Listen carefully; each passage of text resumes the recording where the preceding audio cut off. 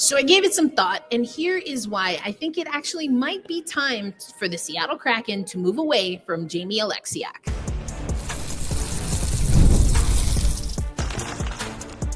You are Locked On Kraken, your daily podcast on the Seattle Kraken, part of the Locked On Podcast Network, your team every day.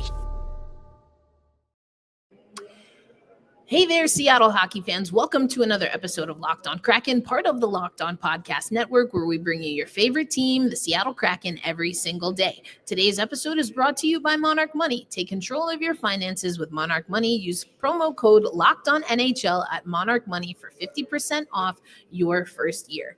Erica Ayala, your host of Locked On Kraken here, and I am also a contributor to CBS Sports, as well as to the Women's Hockey Report, just recorded with Rachel Donner. We're talking expansion draft, what we know, the players that were signed in the early window, and who we think might be good for both Seattle and the Vancouver teams to take. But today, I'm going to go back to something that we talked about on the last episode. We were talking about K'Andre Miller, and if it made sense for the Seattle Kraken to get in on the sweepstakes. Sounds like the New York Rangers are definitely shopping the young defenseman, but I had some questions, especially given who we have on that left side in particular.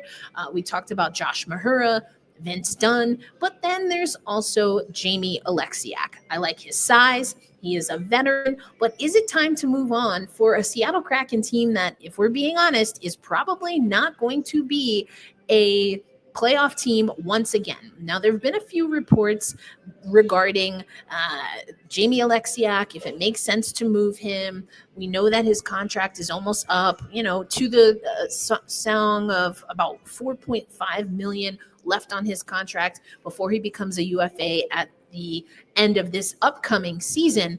But, what would it look like to move him? What are some teams maybe that we would want to consider? And what does it mean if we get rid of a veteran defenseman with good size, maybe not the highest offensive upside, but what would it mean if we did that? Where would we get some of that strength and, quite honestly, just some of that stability from a leadership perspective as well as on the ice? So Jamie Oleksiak, again, 6'7", 252-pound blue liner who we got in the expansion draft from the Dallas Stars. Now, looking at some articles from the Hockey News as well as Yahoo Sports, some people mentioning that if we were to move on from Jamie Oleksiak in a trade, maybe Cale Fleury or Ville Ottavainen comes up within our pipeline, but also what is the value added? What could we get back if we did move Jamie Oleksiak? It's likely going to be in picks or young players. 32 years old, Jamie Oleksiak played in all 82 games for the Seattle Kraken this past season, 4 goals, 17 points. He's only missed 17 games, so he's a stalwart in the lineup, which we love. Again, $4.6 million against the cap. But what is good return for him? I don't think that we're going to get a NHL-ready player necessarily for Jamie Oleksiak unless we perhaps make that move with the New York Rangers. And I was thinking about this overnight. I was trying to figure out how to construct and what I wanted to do, how I was going to talk about it. And luckily, goalie coach Mike reached out again via YouTube and wrote this comment, which was perfect, because my biggest concern with maybe the like-for-like trade, or I'm sure we'll have to sweeten the pot and probably ask for a little bit more than just a one-to-one trade from the Rangers, but I was concerned with, are the Rangers going to want a veteran as opposed to maybe some young talent? Again, you can maybe sweeten that pot with a draft pick or a prospect, probably a pick. I don't know that the Kraken are going to want to give up a prospect, but what goalie coach Mike commented on in the K'Andre Miller episode is, I mentioned this to you, I think, a few months ago. Sorry, goalie coach Mike, I completely forgot if you did. I trust you. I also want to let you know I forgot, but I'm glad you circled back. He says, goalie coach Mike says, I'm from back east and the Rangers are my number 1, but Kraken number 2. All right. So someone who knows the landscape. Was glad for the Kraken beating the Rangers at MSG. I was at that game. That was an exciting game, Mike. I'd love to see Oleksiak in New York, and the Kraken could get something for him. K'Andre can then develop on a younger team with a change of scenery. And that's a lot of what I talked about on the last episode, because we saw it work for Kaapo Kakko. It seems like the Rangers are not as in love with what they're seeing from K'Andre Miller. I've been looking at some of the comments under John Chicks. He's our Locked On New York Rangers host. I've been looking at some of the comments about K'Andre, and I do think that what goalie coach Mike is saying is right, that people are maybe ready to move on. He goes on to say, K'Andre has tons of talent and needs another approach. Well, the Seattle Kraken, I think, continue to be an organization with retaining Jessica Campbell, bringing in Lane Lambert, and thinking about what they have in the AHL, where they do want to take the time to develop players, especially young players, but not exclusively, or at least under Dan Bylsma, that was the approach. The Rangers suck at developing young players for many years. So that's the piece that I find interesting. I don't keep up with the Rangers, never really did, even when I was living in New York. And so I was curious, and that's not surprising given what we know about Kaapo Kakko and what his experience was like. But if the Rangers aren't great at developing young talent, K'Andre Miller is their young talent, then maybe him moving on is a good thing. And he can come to Seattle. Jamie Oleksiak can be a proven defenseman that the Rangers then can utilize for, again, that they can utilize for size and veteran leadership. I think maybe this is a good move. So goalie coach Mike, I'm glad you circled back to this because it's very apropos to what I wanted to talk about, given what we talked about on the K'Andre Miller last episode. If this move makes sense, now there's a little bit of a risk for the Seattle Kraken because we have a new coach, potentially some new pieces in the coaching staff, and you really have to make sure that the coaching staff is going to be able to respond, or vice versa, that K'Andre Miller can respond to this coaching staff. With what we're expecting to happen with Jessica Campbell, I really put my faith in Jessica, well, because I know her. Everything that I hear about Lane Lambert suggests that he also will be great at developing young talent. K'Andre Miller seems like the type of player who, with the right approach, not exclusively, but especially with the right approach, can learn. He can listen. He can fit into a system while also being an active role in his development. And I think that he can find that in Seattle if that's not what he's getting in New York, which it seems like he's not. Now, I think also we have to take into consideration that New York doesn't feel that they got or have been getting what they need, especially consistency from K'Andre Miller. Now, the consistency part bothers me a little bit because the Seattle Kraken are not a consistent team.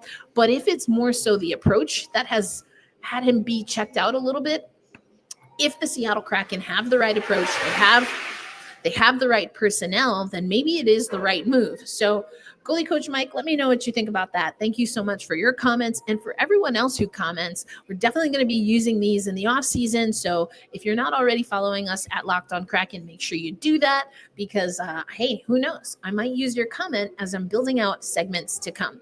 But on today's episode, I also want to take you over to our hosts of the NHL game night squad, specifically thinking of Eddie and Shukri, because we know tonight is game 2 of the Stanley Cup final between the Edmonton Oilers and the Florida Panthers. If that sounds familiar, it's because those two teams went head-to-head last year. We know that Florida took home the glory last year. Can Edmonton bounce back? Well, they're in a pretty good position. They've already won game 1. And coming up on today's show, I'm going to take you to our game night crew, and they have everything you need to know about game number 2. I'm going to play you the segment where they talk about Edmonton in particular, but you can listen to the whole game night episode over on the Locked On NHL channel. That's coming up on today's episode. Today's episode of Locked On Kraken is brought to you by our friends at Monarch Money. Have you ever checked your bank account and wondered, where did all my money go? That used to be me before I started using Monarch Money for my business expenses. Monarch Money is your personal CFO, giving you full visibility and control over your finances. And it isn't just a budgeting app. I've tried those budgeting apps. This is a complete financial command center. You can track all of your accounts, your investments, and your spending in one place. So you stop just managing your money and you start building wealth.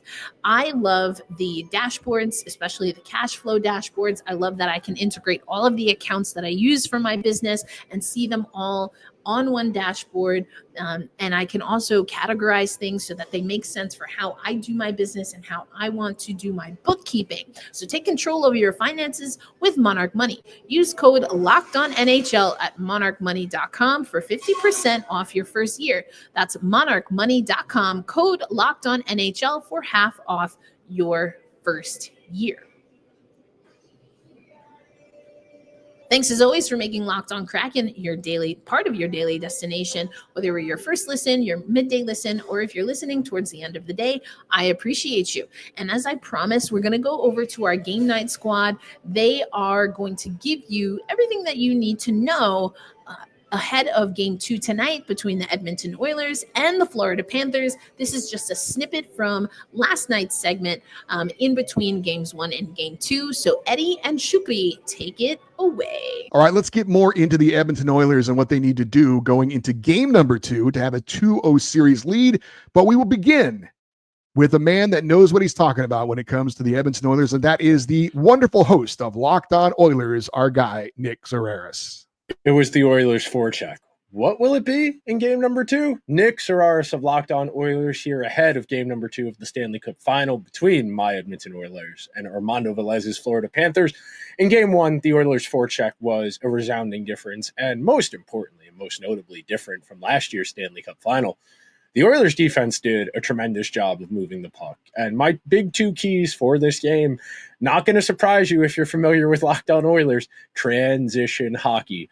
Can the Oilers quickly go from defense to offense against that stifling Florida forecheck?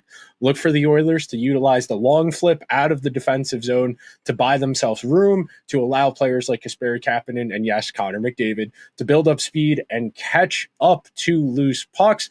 And then, on the other end, look for Oilers forecheckers like Kasperi Kapanen, Vasily Podkolzin, and Evander Kane to just make sure they're hitting whoever on the Florida Panthers happens to have the puck. Don't think it's a coincidence Thomas Nosek took a delay of game penalty in overtime there with Vasily Podkolzin bearing down on him with the game Podkolzin was having. For everything you need to know about the Oilers heading into game number 2 of the Stanley Cup final, be sure to check out Friday's edition of Locked On Oilers, wherever you get your podcasts or over on YouTube. And thanks to Nick Zararis, the host of Locked On Oilers, done a tremendous job all year. We appreciate him chiming in on what he expects for game number 2.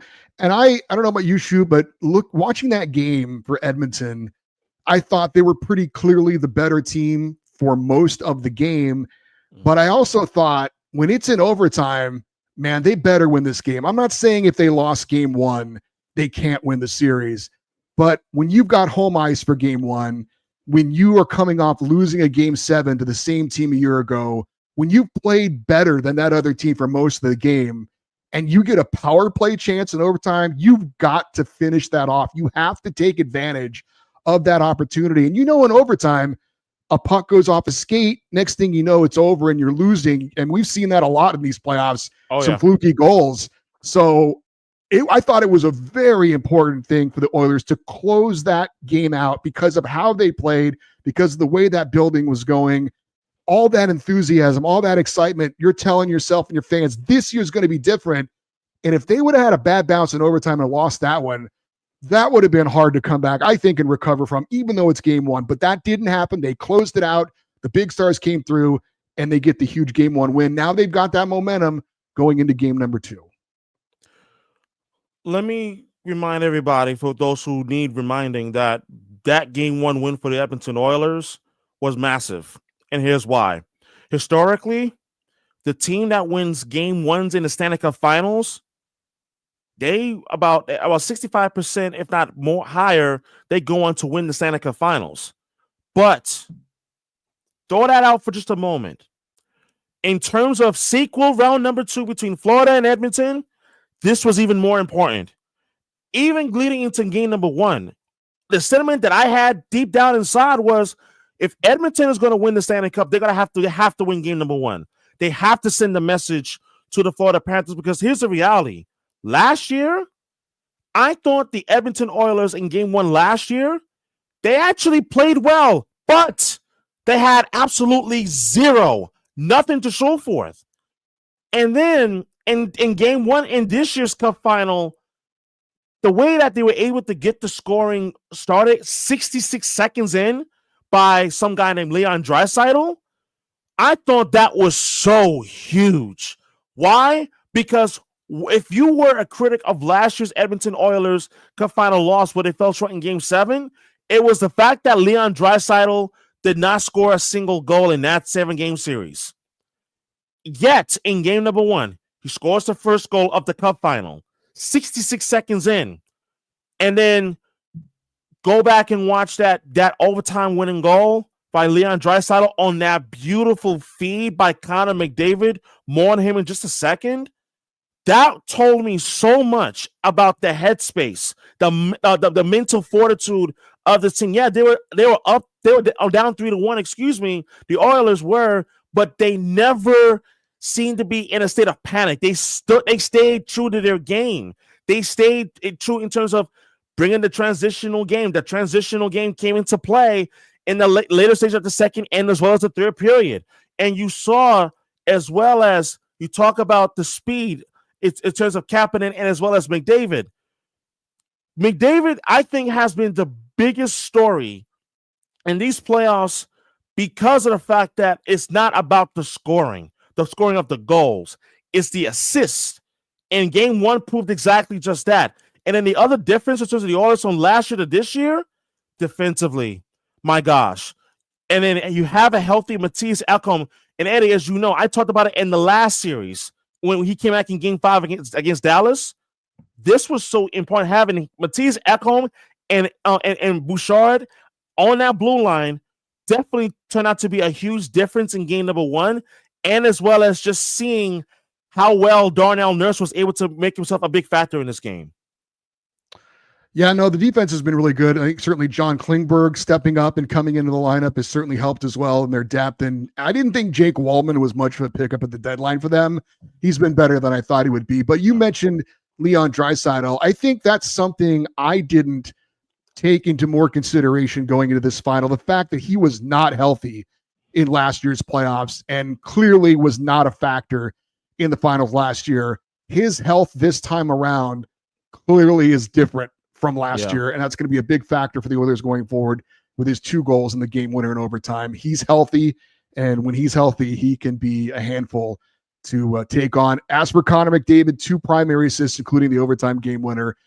He's amazing. Although I will say one thing, everyone was wowing about his assist to Mattias Ekholm. I don't think he was passing it to Ekholm. I think he was just throwing it in front of Evander Kane.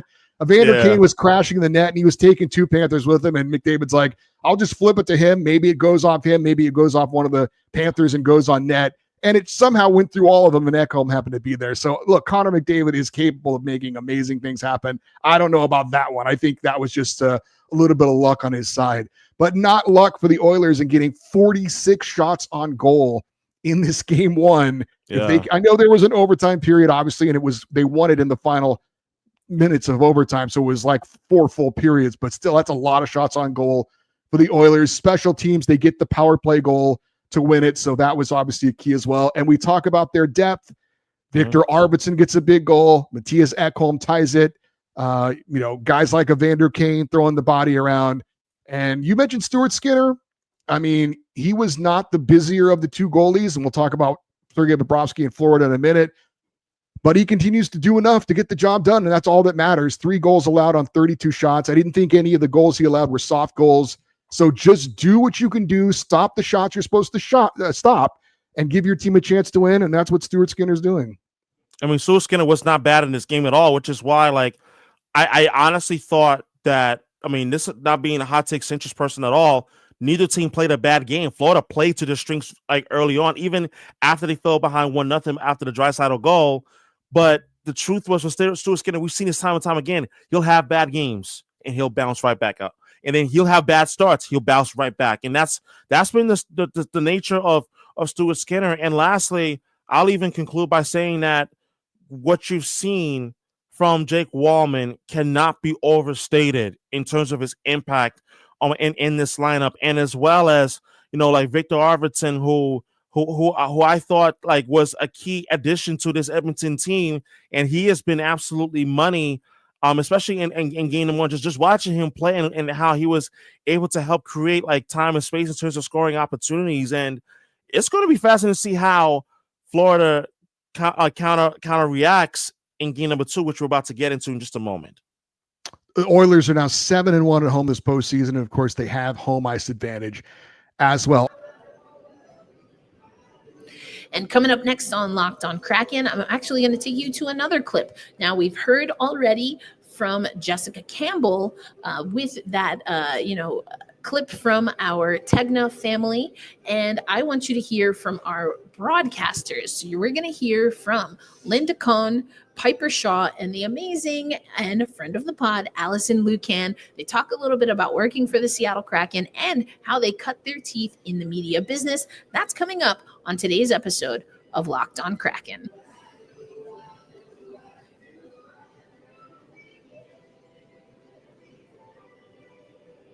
All right, Seattle hockey fans, if you are a listener to Locked On Kraken, you know I absolutely adore our broadcast team, specifically the women that are working on our broadcast team. Now, you're going to hear from Allison Lucan, Linda Cohn, and Piper Shaw about their specific path. We've had two of those three on the show, Allison Lucan with the most appearances of anyone outside the Locked On Kraken network. But here's what they had to say for a segment for our, again, Tegna Family King 5. Now, I don't really consider myself a true athlete, but being around all these pros today, it's got me feeling some sort of way. Game on, baby. Sky's the limit. This special episode of New Day Northwest from the Kraken Community Iceplex starts right now, or when I leave the shot. It's a new day. Now, from the Kraken Community Iceplex in North Seattle, this is New Day Northwest. Good morning and welcome to this special episode of New Day Northwest, coming to you all hour long from the Kraken Community Iceplex in North Seattle. Today we are focused on celebrating women in hockey. We'll be seeing how women impact many angles of this sport, from coaching to owning to food and to, of course, broadcasting the games. Did you know during the Kraken's first hockey season back in 2021, there were 1,700 female hockey participants in our state, and that number has actually grown now to more than 2,100 last season. And the Kraken's full-time business office staff is also made up of 51% women. Now, first up this morning, I am thrilled to be joined by three of the women who help make up the Kraken broadcast team. With me, I have Linda Cohn, Allison Lucan, and Piper Shaw. Thank you so much, you guys. Thanks for having us, Gil. Oh my gosh, this is so exciting. I'm sitting with a bunch of legends. First, I want to talk about how you all got into sports broadcasting. Well, I really wanted to be a professional hockey goalie because I played in high school and college, and since that was out of the question way back in the day, and we didn't have all these amazing women playing the game, I said, okay, what else can I do? And I'm like, well, how can I be a part of a team? Because I felt that was important to keep that continuity that I so much enjoyed while I was playing hockey, being part of a team, and in this case, it's a broadcast team. And I just did what I had to do and never gave up my dream, no matter how many rejections. And I had rejections. But That's hard to believe. The big break was being here in Seattle and working for Cairo TV back in the day, late 80s, early 90s. Oh my gosh, incredible. Allison, what about you? My story is very untraditional, but it's in thanks part to trailblazers like Linda seeing women in this space. I was just a fan of sport my whole life and started writing about it and talking about it and talking at conferences. I come with a little bit more of a nerdy focus. I like to look at some of the underlying numbers behind the game as well as what our eyes see, but was fortunate that when Seattle brought an organization here that they wanted to do things differently. And I always like to say, make our staff look like the community in which we live. And we saw women on TV doing that, and they extended me the invitation, and they've held my hand the whole way. Incredible. And Awesome. Piper, I want to get to you too. Yeah, I knew that I wanted to be a broadcaster when I was like 15, 16, and I started very strategically taking steps to do that, going to college early, and I grew up in very much a hockey town, St. Cloud, Minnesota. That's like pretty much all that there is there. So it was just like a natural fit, and it was the sport. It was kind of the only sport really that people cared about and that I, was invested in. And so I just worked my way through the business. I worked in local news at one time in Madison, Wisconsin, and I knew that I wanted to get into hockey and sports broadcasting. And so I just, continued to take those steps and work my way up. And I very specifically wanted to work for the Kraken when I was in Wisconsin, and I networked my butt off to make that happen. So this has been just like such a dream come true for me. Oh, amazing. I love hearing all those stories, y'all. And Linda, I want to talk to, what has it been like to pave the way for women in sports broadcasting? You probably get that a lot, but you really have. Thank you for that compliment. Thank you both. I mean, when I see women like these two and their different paths and amazing success, makes me so happy. Because when I was climbing that ladder, and I was a bit insecure, I worried about what people thought of me, and this was before social media. But I didn't think about that I was paving the way. I was just knowing that I have to continue on this journey, because whatever happens, if I find this success, great. If I don't find the success, maybe others see me trying and will pick up that mission and continue it. But it worked out. I blocked out the noise. And here we are. But I don't think I'll really, realize that impact. And I really am flattered that you said that until I call it quits. I'm still having fun. Well, goodness. And it's just crazy to hear you say as well that you felt those insecure moments, because that just doesn't seem real. What's it like all working together, ladies? This has got to be fun. Oh, it's a dream. I mean, I have been blessed to work with Piper Shaw for 4 years, and great. She's my professional soulmate. She's my personal soulmate. She teaches me so much, and then you bring in an icon like Linda, and just building each other up, I think, is the biggest takeaway, and always putting each other to be in the best position is what I just love about working together with both as people and professionals. Yeah, absolutely. I would say too, Allison and I have such different experiences and even interests in both of our roles, and so she has taught me so much, specifically about analytics in hockey, because I am not a math person. I'm a journalist. I'm a storyteller. Join the club. But there's so much value in being able to understand those things and make my stories better, and just my understanding of everything that's going on with that context. And I have really didn't have much of an understanding of that at all, and so that's been interesting, and it's been fun to teach you a little bit about broadcasting, because I kind of came into this broadcast first, production first, storytelling first, and so to have that kind of 1-2 punch, and then I genuinely cannot believe that I get to go to work and we're really gassing you. I know, but it's true. It's true. When they told us that Linda was joining our show this year, we were like, oh my gosh, okay, well, let's go. Just such an honor to be in your presence. That is so sweet. Allison is the smartest in every room, and Piper, her rapport with these players are incredible. And I've always said, when you have the respect, and this goes with both of these two, when you have the respect from these players, because they hear everything and they don't want to deal with you, they just want to, they're robots. And I mean that in a very kind way, because we love them all. I know. But they have their own jobs to do, and they know this is extra. But the way they talk to both these women, respect, that to me says it all. Yeah. And you don't see that when they're talking to certain male media. Okay. I know when they're chirping me, I'm like, this is a good sign. That means they like you. Exactly. Any advice that you guys have for young women that are coming into a profession like this too? Well, I get this question often about as it pertains to broadcasting specifically. I always say get experience in any way you can. One of the best things about the digital age that we live in is that you don't need permission from somebody anymore to show your talent, to show your creativity, to show your ability, to learn how to edit, to learn how to shoot, to do whatever it is. If you're passionate about creating storytelling content, there is literally nothing stopping you at any age. So I always encourage that. And then as with broadcasting, I was a speech and debate coach. I was very competitive in speech and debate. And so I often encourage, if you're still in high school or in college and that's something that's available to you, honing your public speaking skills as well as your listening skills, because that's like 90% of actually what that activity is. I'm always like, that's a good place to start with owning your presence and your voice and your body. So and I think too, you can go outside of classical training. Piper has just the most impressive resume I've ever seen. And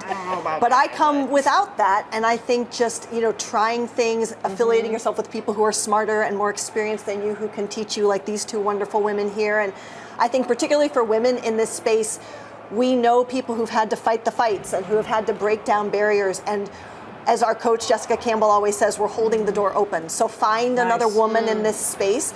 I know so many women helped me and gave me a hand up, and I try and do that now, and I think that's what we do for each other as well. So always find someone who understands that you're working just a little bit harder than maybe you should have to get your foothold.